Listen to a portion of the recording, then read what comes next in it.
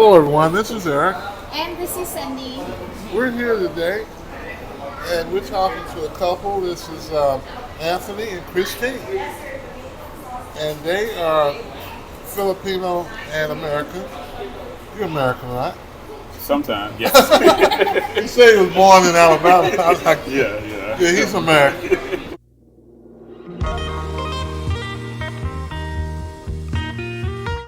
So let's start with Anthony. Maybe he'll talk a little bit, give us a little bit of background, just how you guys met. It's interesting how we met.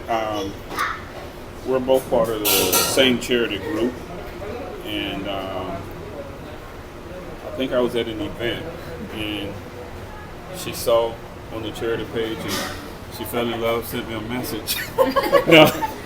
No, she messaged me, and I saw the message, and I saw the picture, so I thought it was some type of hoax, because, very attractive. Why is this lady messaging me? And I accepted her friendship on Facebook.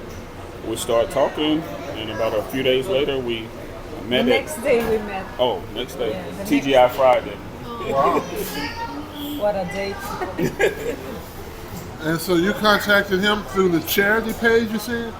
It was some kind of charity group? I sent him a Facebook request. But you're the one who sent me a message.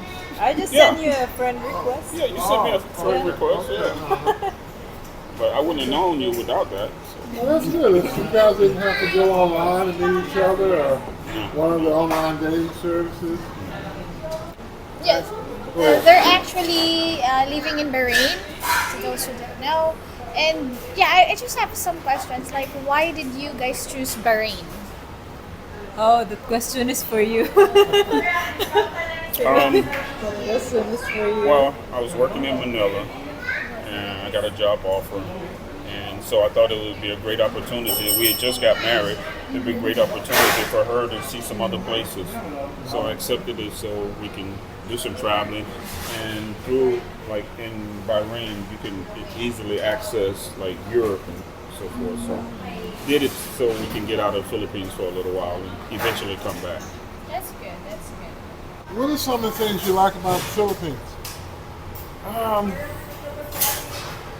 I've been back and forth out of the Philippines most of my life, and I spent a good portion of my life here. So Philippines is like my second home. My first time in the Philippines was in the 80s, and so I left home when I was like 19, and I've spent probably as much time in the Philippines as I spent in my hometown. So I like the people. Obviously, I like the women, and I've always been attracted to Asian women. I lived in California, and I dated someone Asian in California, and so I haven't dated American since I was in high school. Okay. You guys thinking about having any kids in the future? We're trying now. So, yes. 2 kids, yeah. That's what you want? You want to? Yeah. Wow. And what are your plans for the Philippines? You guys planning on living here? And if so, which area would you like to live in? We haven't decided yet. We're going to explore. Like, both live in Angeles. I've lived in Manila. So maybe we're going to try, several cities and make a decision. But we want to make sure that we go back and forth. We're not just going to permanently stay here. We're probably like 6 months in the Philippines, 6 months in the States, something like that. So. Let me ask Christine, are you looking forward to going to the States? You need to live in the U.S.? Oh, yes. Maybe just for shopping, I have to be honest. I'm scared and shoot people with shooting. I'm scared. Yeah. So yeah. Okay. Just to visit, shopping maybe.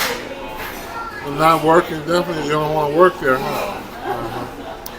Cindy worked there for a year, half, 2 years, almost 2 years. Yeah, we went to the States. We went to the States on a...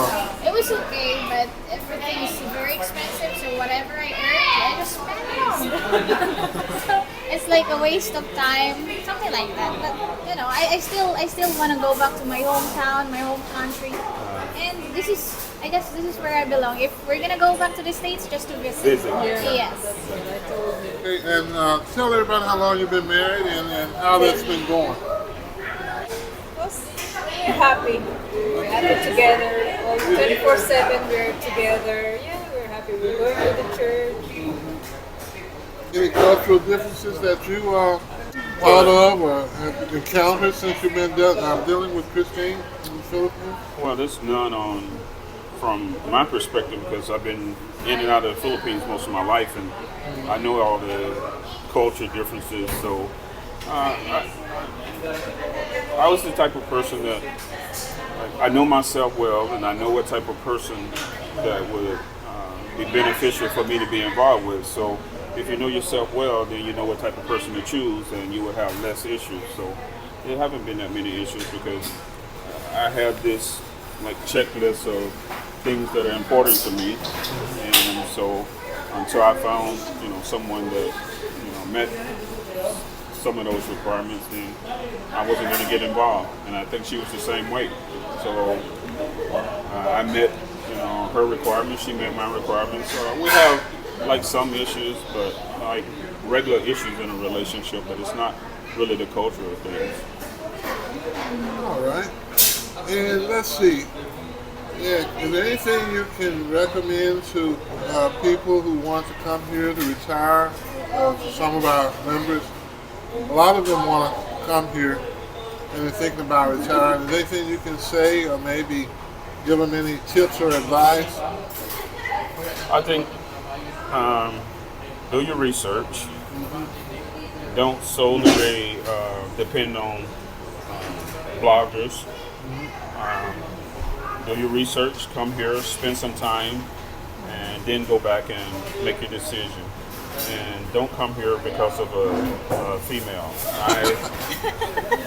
I was here because I was working here, and I just so happened to meet the woman of my dream while I was here. But I did not come here looking for a female. I had a job here, so I came, I worked, and I happened to meet someone. If you are looking for someone to be involved with, make sure if you meet them online, make sure before you fall in love or get seriously involved, come here and get to know them and make sure it's the type of person, because the person could be a good person that you meet online, but you could have different personalities, and you make sure that you guys click before you get serious. Okay. What tips you would have for some of our guys that want to meet Filipinos? Yes. Any tips? Advice. Settle yourself first before going to the Philippines.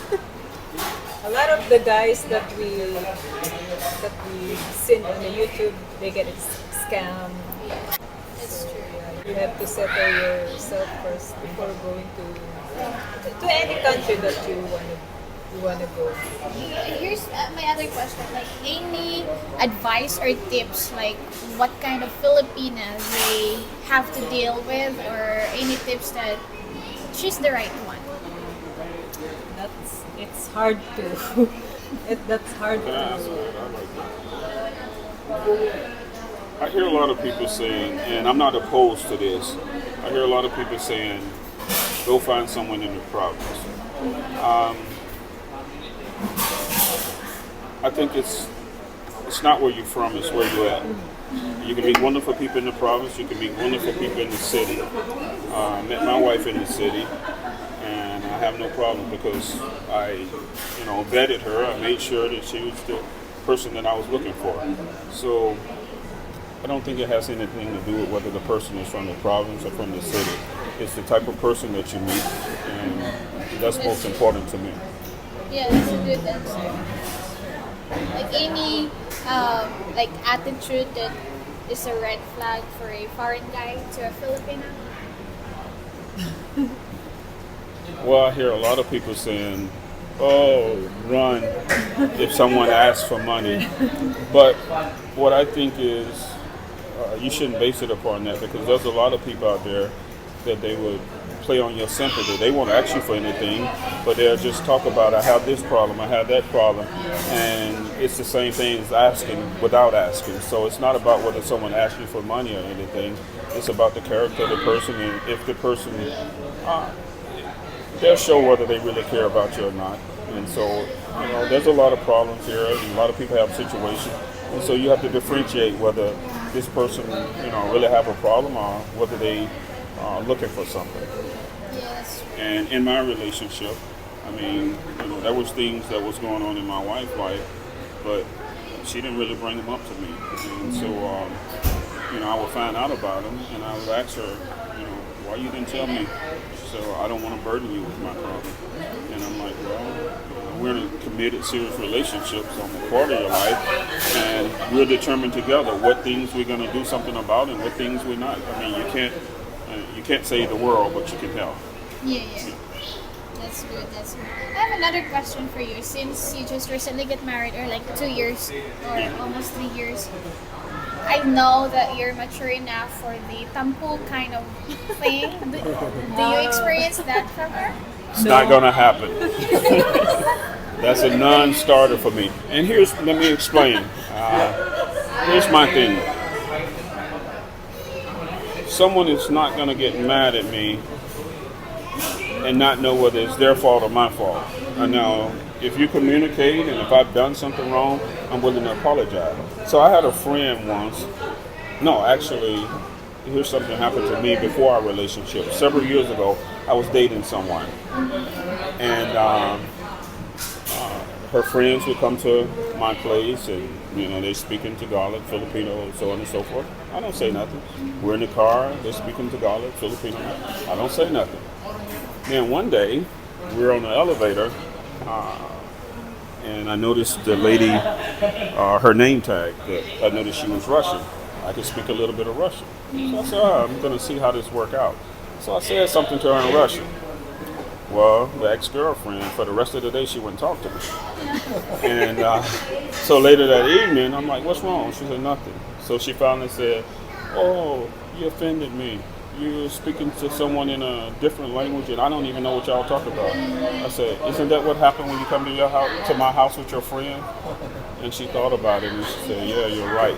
So that's my thing. If you tell me what's wrong, are you willing to communicate what's wrong, and we can determine whether it's me or you, I'm fine with that. But for you're going to sit and get mad and expect me to guess what's wrong, not going to happen. So I don't have time to make the tampo or whatever you call that silent treatment. I don't have time. That's true. That's good. I was young. I was dumb, so I kind of experienced that. But he gave me some lessons, in life, which is good. But yeah, I admit I'm guilty. Well, see, it's a good thing that I experienced the Philippines, so I knew everything to expect. So when I got involved with someone, I talked about all these things, tampo, money, this, that. I mean, I had a list of things that I come. Now, I don't expect someone to, no one is perfect, but, there are some things that are more important than others. So I had conversations about them, or anyone that I get involved with, these are the things that, we talk about. So, but I spent a lot of time here, so it was easier for me. You already have experienced everything that you could and judge with the experience. All right, guys, we're going to wrap this up. I had one other question for these guys, and that's about Cebu City.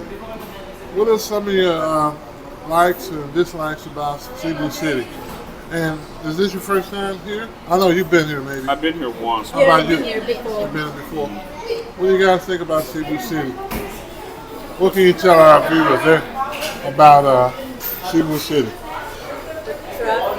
The traffic is killing me. Manila's worse, isn't it? Yeah, but this is different. This different way of they saying it, traffic. But it's horrible there. Right? Holiday season as well. Yeah, that's part of it. But I like the convenience. I mean,